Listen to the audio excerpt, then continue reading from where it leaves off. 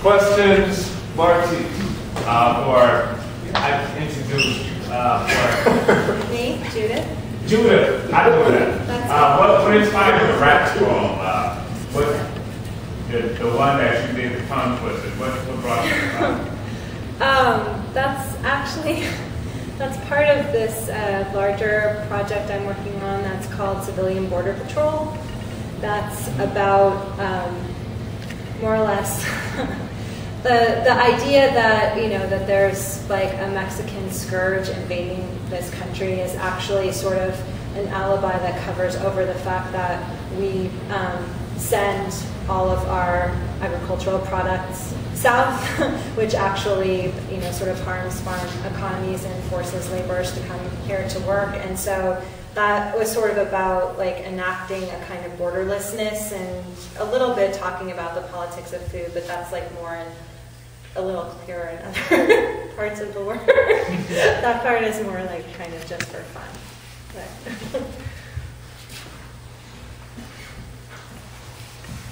anyone else? I like your lyrical response to history.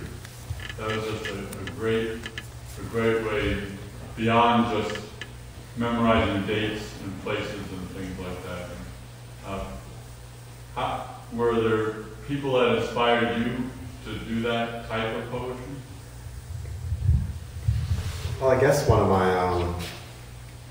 I was brought up by my grandparents. So I think like I always felt connected to family history, and then the more like I used to love going through their old photo albums and kind of asking questions about like who people were, and in my education, I think there was something about the connection between this history and I don't know, just like emotion. So trying to find a way to chart that, I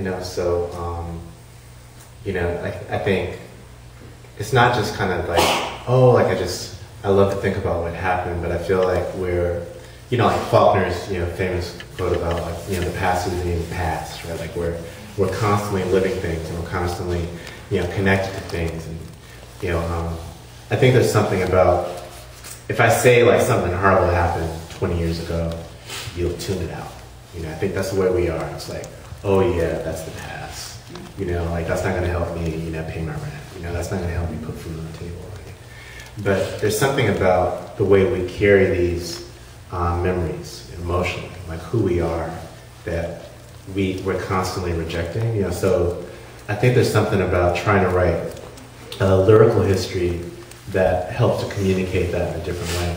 So if it's like a race riot and I say, oh, all these people were killed, 100 years ago, you say, wow, it was really sad. But like if I try and create something where you're in the mob, right? Like or something is happening to your body, like if you can feel enough empathy in that moment to connect to it, then that's what makes history worthwhile. We're trying to engage history in some way. So, like I'm not trying to do it because I want it to be important in that sense, right? But, but I do believe that we are connected, to our family members, to things that have happened, on these streets. Whether we know, in great detail, it lingers. So, that poetry comes out of that. Your commentary on the blackface, minstrel, and vaudeville, and that type of thing. Today I just had a weird experience in this. I didn't know how to handle it today, and actually hearing you kind of puts me a little more at rest. I do service calls for some business that I do, and I went to someone's home, an elderly lady, and she has a collection of porcelain figurines. And a large part of the collection is the blackface vaudeville characters with the little hats and canes and outfits and things. And I never would have thought that was such a big part of culture. And even though she's elderly, I think the time period predates her a little bit. She might have gotten these from her parents, maybe, probably her parents. But what's the repercussions of that attitude of one race of people towards another? And I didn't know how to deal with that, because here was a client, and I thought, you know, is this wrong? Is this history? Is this all behind us? I didn't know what to think about it. Well, that's the thing that's great, and like the whole, like before I wrote a poem about that, like there's kind of this this idea. I mean, all poems come from some kind of germ. Yeah. You know? And the thing for me in terms of blackface is that like let's say someone tells you a racist joke and it catches you off guard. Right? So like in that moment of like confusion and you're not really sure how to act, you laugh, right? Because you're just trying to dismiss it, right? But then the laughter makes you complicit, right? Like now you acknowledge that it's funny, even if that's not really how you feel, because you're just trying to manage it. But that confusion, that tension is so strange. I feel like we're constantly confronted with things that we don't really know what they mean. Like, is this funny? Am I supposed to laugh? The guy next to me is laughing. Maybe I should laugh too because I don't want to stand out. I'm not laughing. He's laughing. And this is like what's strange about humor, right? Like all jokes are they're connected to like who we are culturally in a moment. Like if you look at jokes from the 70s or 80s, some people may have been really popular, like really like great comics because they had a connection at that time. But as time passes, we don't have the cultural connection. Like what makes us laugh? Like why do we laugh? Like there's studies and science to that. But it's still, I think, kind of strange for us. So I don't quite understand it. So then I'm kind of trying to turn it inside out. So like I hope you feel a little uncomfortable. It's like I'm not sure what I'm supposed to get out of that poem, right? And then that's actually a part of the the play, I guess. I have a comment for a musician front. I'm really glad that you're trying all different things, and I just have a feeling you're going to just keep on doing some great other things, and I'm just going to say, wow. Can I respond by drum? I don't know. Wow. Anyone else?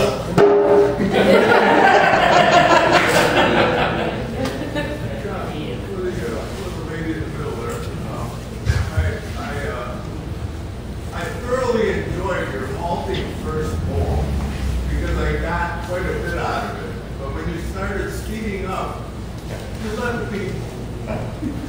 You left me.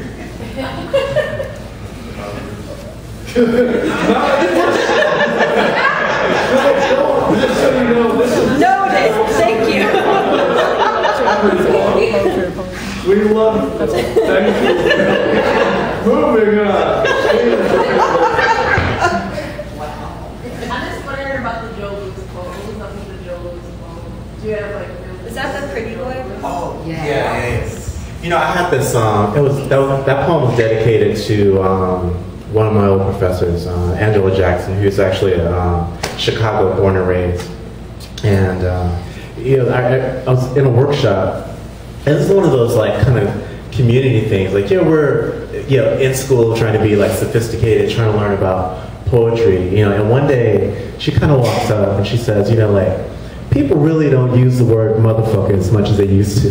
Right? This is in a class, right? And just like there's so many different ways to use it. It could be a noun, it could be a verb, it could be like you just play with it, like kind of as a cultural thing. And I think in that poem, I thought about her and I thought about that moment, and I just wanted to, kind of conjure her voice and that, that sense of rhythm. Like I love like the idea of persona, like what it means to kind of put on a different mask and think, through, different, eyes, from different perspectives. But it's not just voice. Sometimes it's like I wonder how other people dream. Like if other people dream like me, like what, like, or is it there's some difference, right? And then what does that mean if we kind of think through time? So it's just part of it was that. I mean, it's kind of playful. Well, I should just comment on what you just said. I guess I'm old enough to like the word motherfucker because I'm in that generation. But I want to go back to your comments about your cultural relationship to your let's say your blackface poems. I was interested in your comment there. And it seems to me that your engagement with that historical black experience, put it gently, is quite different than your engagement with the last few poems. In Italy, where you're not engaging black experience, you're engaging an art history experience, among other things there, reference to Galacio or so on. And I'm just wondering am I hearing that right? Or is that a change in, did that change somehow between the earlier poems and those later ones, or your positioning therein? Well, I think it's an interesting question. I think part of it, in terms of the black cultural, black historical piece, I actually find white people kind of interesting, right? So often, like, I'm writing poems and I'm thinking about, gosh, if the white people in the crowd, this may trip them up.